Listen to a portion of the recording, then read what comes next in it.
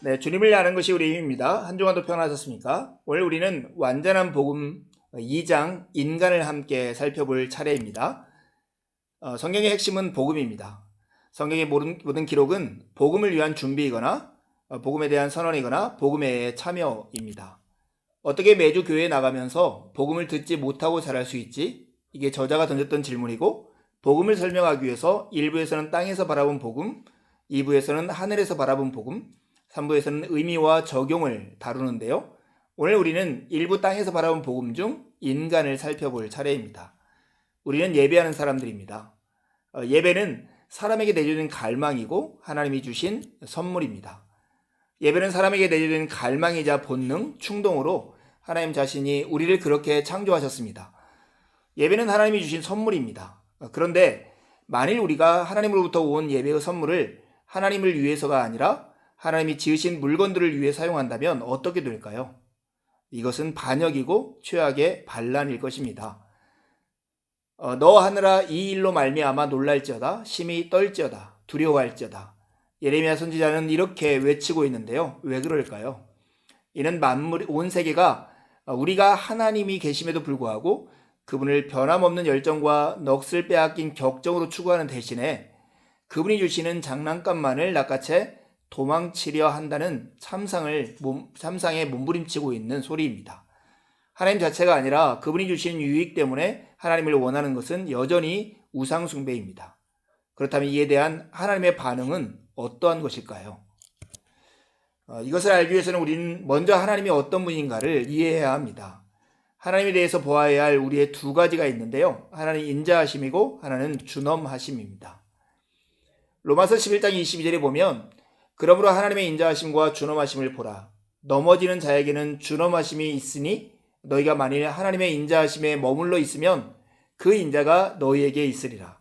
그렇지 않으면 너도 찍힌 바 되리라 말씀합니다. 우리는 하나님의 인자하심, 즉 은혜, 사랑, 용서, 치유 등을 고백하고 묵상하고 믿어야 합니다. 사실 하나님의 인자하심은 성경 전체를 관통하고 있는 뚜렷한 주제이죠. 하지만 로마서 11장 22절에서 바울은 좀 더 나아갑니다. 본문은 하나님의 인자하심뿐 아니라 하나님의 준엄하심을 보라고 우리에게 가르치고 있습니다. 하나님이 자신의 이름을 업신 여기는 것에 대해서 어떻게 반응하실까요? 한마디로 하면 게헨나입니다. 우리는 이 단어 게헨나를 지옥으로 번역하죠. 예수님께서 복음서에서 12번 사용하신 단어입니다. 이 단어가 흥미로운 이유는 게헨나가 예루살렘 남쪽에 위치한 골짜기의 이름으로 이곳이 저주받았다는 생각에 유대인들은 예루살렘의 쓰레기를 모아서 이곳에 버리기 시작했습니다. 그러다가 쓰레기 더미가 너무 많이 쌓이면 모든 것을 불로 태워버렸죠. 게헨나라는 단어는 무척이나 선명한 이미지를 가진 단어입니다. 악취와 연기가 가득한 파괴와 방치의 장소. 이곳은 죽음의 땅이고 생명을 말살하는 땅입니다. 이곳은 하나님의 영광에 아주 조금이라도 이르지 못한 모든 경우에 확정되어 있는 그림입니다.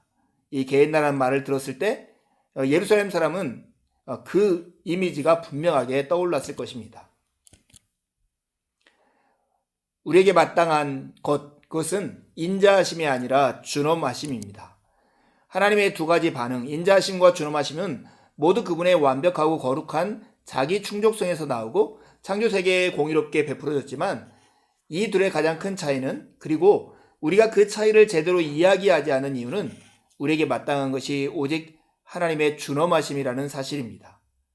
성경의 어려운 주제, 죄, 지옥, 하나님의 분명한 준엄하심에 대한 깊이는 우상숭배이며 비겁한 행위입니다.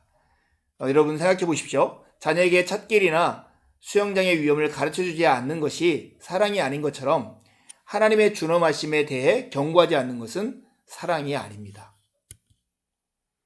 인간의 타락과 하나님의 영광을 대비해 보면 하나님의 준엄하심과 우리의 실상이 무척 명확하게 보일 것입니다. 우리는 하나님의 진노를 받기에 마땅한 존재입니다. 하나님의 은혜는 금이상 획득할 수 있는 것이 아니죠. 우리에게는 자격이 있을 수 없습니다. 은혜는 그것을 얻지도 못했고 얻을 수도 없는 자들에게 값없이 주어지는 선물입니다. 우리는 지옥의 영원한 죽음이라는 판결로 표현된 하나님의 진노를 받기에 마땅한 존재들인 거죠. 모든 죄에서 하나님의 준엄하심이 따릅니다. 어느 누구도 여기에서 제외될 수가 없습니다. 로마서 6장 23절에 죄의 삭은 사망이요 하나님의 은사는 그리스도 예수 우리 주 안에 있는 영생이라고 말씀하십니다. 로마서 3장 23절에는 모든 사람이 죄를 범하였음에 하나님의 영광에 이르지 못하더니 이렇게 말씀하시죠. 준엄하심은 그렇다 해도 개엔나까지 지옥까지라고요? 좀 너무하지 않나요? 이렇게 반문하는 사람들이 있습니다. 그러나 성경에 따르면 선하고 온전한 모든 것은 전능하신 하나님으로부터 온 선물입니다. 위로와 기쁨, 즐거움, 평화를 주는 모든 것이 빛들의 아버지로부터 온 선물이라는 뜻이죠. 이 모든 것을 고려할 때 지옥은 하나님의 선하심과 축복이 없는 곳입니다. 따라서 지옥은 우리가 생각하는 모든 선한 것과 옳은 것, 위로와 기쁨, 행복, 평화가 없는 매우 끔찍한 장소입니다. 물론 하나님은 사랑이십니다. 그러나 그 말씀이 기록된 똑같은 성경이 사랑을 거절하는 자들에게 영원한 형벌을 선언하고 있다는 것이 분명한 사실입니다. 하나님의 존엄하심에 대한 올바른 반응은 무엇일까요? 그것은 묵살이 아니라 회개입니다. 하나님의 존엄하심에 대한 올바른 반응은 그것을 묵살하고 부인하고 폄하하는 것이 아니라 우리의 자기 중심성을 회개하고 다시 한번 우리 자신을 하나님의 영광스러운 자기 존중에 투신하며 다음과 같이 생각하는 것입니다. 이것이 그분의 말씀에 대한 업신여금에 합당한 대가라면 하나님은 얼마나 크시고 강하시고 무한하시고 영광스러운 분인가. 존 파이퍼는 지옥의 끔찍함은 하나님의 영광의 무한한 가치의 반대말이라고 말을 했습니다. 하나님의 진노는 정당할까요? 하나님의 진노의 정당성을 보기 위해서는 하나님의 진노가 무엇보다 더 큰가를 확인해 보면 알 수 있습니다. 마태복음 18장 8절에 9절 말씀에 보면 만일 내 손이나 내 발이 너를 범죄하게 하거든 찍어내버리라. 장애인이나 다리 저는 자로 영생에 들어가는 것이 두 손과 두 발을 가지고 영원한 불에 던져지는 것보다 나으니라. 만일 내 눈이 너를 범죄하게 하거든 빼어내버리라. 한 눈으로 영생에 들어가는 것이 두 눈을 가지고 지옥불에 던져지는 것보다 나으니라. 이렇게 말씀합니다. 이 말씀은 부정적인 비교를 통해서 지옥에 대해서 이야기해 줄 뿐만 아니라 고통에 대한 신학적 관점을 제공해 주죠.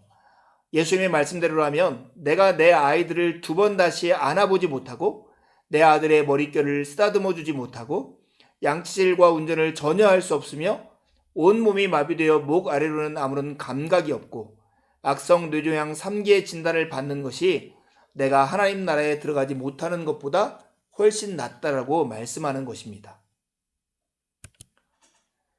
하나님의 진노의 정당성을 이해하기 위해서 하나님의 진노를 일으키는 그 내용이 무엇인가, 이것을 살펴보는 게 중요합니다. 하나님을 경멸하면서 사람을 두려워하는 이 마음의 태도가 하나님의 진노를 일으켰습니다. 누가복음 12장 4절과 5절에 보면 내가 내 친구 너희에게 말하노니 몸을 죽이고 그 후에는 능히 더 못하는 자들을 두려워하지 말라. 마땅히 두려워할 자를 내가 너희에게 보이리니 곧 죽은 후에 또한 지옥에 던져 넣는 권세 있는 그를 두려워하라. 내가 참으로 너희에게 이르노니 그를 두려워하라. 예수님이 이렇게 말씀하시는 것입니다. 정말로 너는 나보다 사람들이 너를 어떻게 생각하는지가 더 두려운 것이냐? 사람들이 내가 할 수 있는 최악의 일은 너를 죽이는 것뿐이다. 예수님이 사용하신 비교는 새끼 고양이가 두려워 나무 위로 도망치면서도 사자에게는 성큼성큼 걸어가 얼굴을 한 대 때리는 것이 얼마나 이치에 어긋나는지를 보여주고 있는 것입니다. 하나님을 경멸하면서 사람을 두려워할 것인가? 그 대가는 영원한 형벌로서 사람이 줄 수 있는 어떤 벌보다도 끔찍하게 두려운 형벌입니다.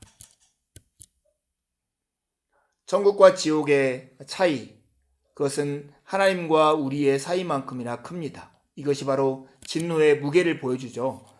천국과 지옥 사이의 구렁텅이는 하나님과 우리 사이의 구렁텅이를 구체적으로 보여줍니다. 하나님은 영광스러우시지만 우리는 그렇지 않습니다.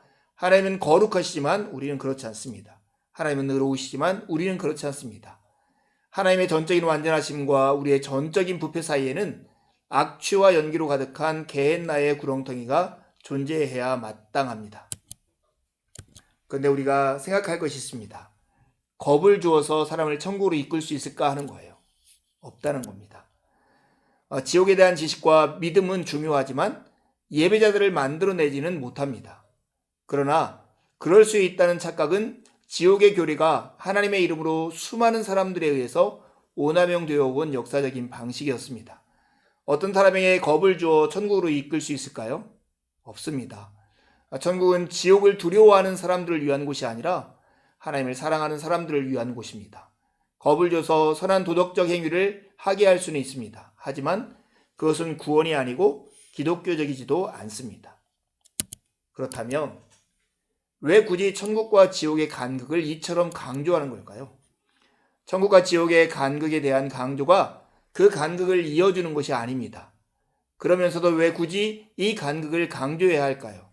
그것은 하나님의 영광의 무게와 그분의 이름을 업신여기는 죄, 그 죄에 합당한 형벌을 이해하지 않고는 그리스도의 십자가를 이해할 수 없기 때문입니다. 십자가가 우리의 죄의 깊이를 드러낸다는 사실을 깨닫기 전까지는 그리스도가 십자가 위에서 이루신 일은 우리를 변화시키는 사랑으로 드러나지 않을 것입니다. 토마스 왓슨이 이렇게 얘기했습니다. 죄가 쓰지 않다면 그리스도가 달콤하지 않다. 두 가지 질문하고 이 과를 마치려 합니다. 하나님에 대해서 보아야 할 두 가지 중 우리에게 마땅한 것은 무엇입니까? 인자하심입니까? 준엄하심이십니까? 그럼에도 우리는 왜 보지 않으려 하는 걸까요? 두 번째 질문입니다. 생각하기 불편한 죄와 하나님의 진노 그리고 지옥에 대해서 우리가 생각해야 하는 이유가 무엇일까요? 한 주간도 주님의 은혜를 의지해 살고 복된 주일에 만나 함께 기쁨으로 주님을 예배하시죠. 감사합니다.